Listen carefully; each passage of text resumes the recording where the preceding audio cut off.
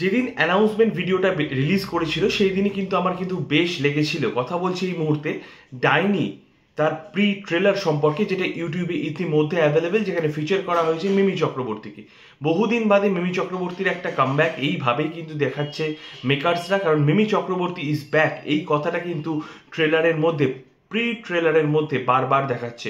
Hello everyone, welcome to my channel with a very new bite. আমি সায়ন। আজকে তোমাদেরকে এই বিষয়বস্তুটা নিয়ে একটু ডিসকাস করব। ডাইনি এই মুভিটার সম্পর্কে, যেটা একটা ওয়েব সিরিজ, সাধারণত আমরা মুভির পাশাপাশি ওয়েব সিরিজ নিয়ে যেভাবে ডিসকাস করলে তোমরা পজিটিভ রিভিউ দাও, তোমরা আমার শোনাটাকে যেভাবে অ্যাপ্রিসিয়েট করেছো তার জন্য অনেক অনেক ধন্যবাদ। এবং এইটা নিয়ে নতুন করে আর বলার কিছু নেই, কারণ আমি একটা শর্ট ভিডিও আগেই করেছি। আমার কিন্তু এই বিষয়বস্তুটা খুব ভালো লেগেছে। একটা গ্রাম, যেখানে গ্রামের মানুষজন কুসংস্কারে আচ্ছন্ন, এবং এর জন্য যে বা যারা দায়ী তাদেরকে কিন্তু প্রত্যেককে চিহ্নিত করা প্রয়োজন। 2024-এ দাঁড়িয়ে কোনো মানুষ, কোনো মেয়ে, কোনো ছেলে, কারোর জন্যই কিন্তু গ্রামে মড়ক লাগে না, কারোর জন্যই কিন্তু গ্রামে প্লেগ হয় না। এগুলো আগেকার দিনের একটা কনসেপ্ট, কিন্তু বর্তমানে দাঁড়িয়েও এইগুলোকে নিয়ে মানুষজন ভাবে যে এই মেয়েটির জন্যই হয়তো গ্রামে এত মানুষ মারা যাচ্ছে, এই মেয়েটির জন্যই গ্রামে এতগুলো মানুষের বিয়ে হচ্ছে না, এতগুলো নববিবাহিতা মেয়ের স্বামী মারা গেল। এই মেয়েটার মধ্যে নিশ্চয়ই কোনো ভুল আছে, সে ডাইনি, তাকে পুড়িয়ে মারো, তাকে গ্রামে সবার সামনে গাছের ডালের সাথে বেঁধে অত্যাচার করো। এটাই হচ্ছে 2024। বা এখন আমাদেরকে এই ধরনের সিনেমা দেখিয়ে, এই ধরনের প্রি ট্রেলার দেখিয়ে চোখ খোলাতে হচ্ছে। এর চেয়ে আর লজ্জাজনক, এর চেয়ে হতাশাজনক আর কিছু হতে পারে না।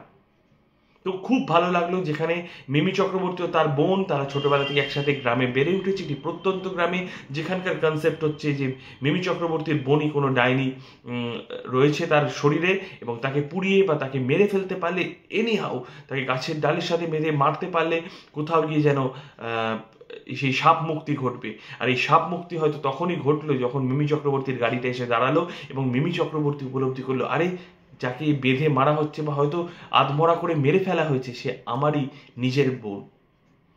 এইবার কোন দিকে টার্নিং নেয় সিনেমাটা বা ওয়েব সিরিজটা, এটাই দেখার। মিমি চক্রবর্তীকে যেভাবে মেকআপ দেওয়া হয়েছে এবং তাকে যেভাবে রিপ্রেজেন্ট করা হয়েছে, কোথাও গিয়ে মনে হচ্ছে মিমি চক্রবর্তী কিন্তু ডাইনি রূপে সেই সমস্ত মানুষদেরকে শাস্তি দিচ্ছে, যে বা যারা এই ধরনের নীচ মানসিকতার কুসংস্কারাচ্ছন্ন পরিবেশ তৈরি করছে, এবং আদার্স যারা অশিক্ষিত বা তথাকথিত শিক্ষিত নয় মানুষ, তাদের মাথায় এগুলোকে হ্যামারিং করে ঢোকাচ্ছে, তাদেরকে কি করে প্রতিশোধ নেয় সেই সমস্ত কুসংস্কারাচ্ছন্ন মানুষদেরকে। এবং অবশ্যই এই সিনেমার আমি একটা পজিটিভ দিক দেখতে পাই। কোথাও গিয়ে এই মিমি চক্রবর্তী হয়তো সমস্ত গ্রামকে, মানুষকে চোখ খুলে দেবে এবং বলবে যে মানুষের মধ্যে কখনো ডাইনি বা কোনো নেগেটিভ এনার্জি বসবাস করে না। এই কনসেপ্টটা খুব ভালো লেগেছে। যদি মেকার্সরা ভালোভাবে নামাতে পারে, আমি এখনো বলছি এবং ওয়েব সিরিজ দেখার পরও রিভিউ করব, খুব কিন্তু খারাপ হবে না। তোমরা মিলিয়ে নিও। তোমরা কিন্তু অবশ্যই এই প্রি ট্রেলারটা দেখো। It's a must watch pre trailer. Mimi Chakraborty কিন্তু বেশ ভালো লাগছে। তো অভিনয়ের দিক দিয়ে সে তো খুব ভালো করেই, আমরা জানি।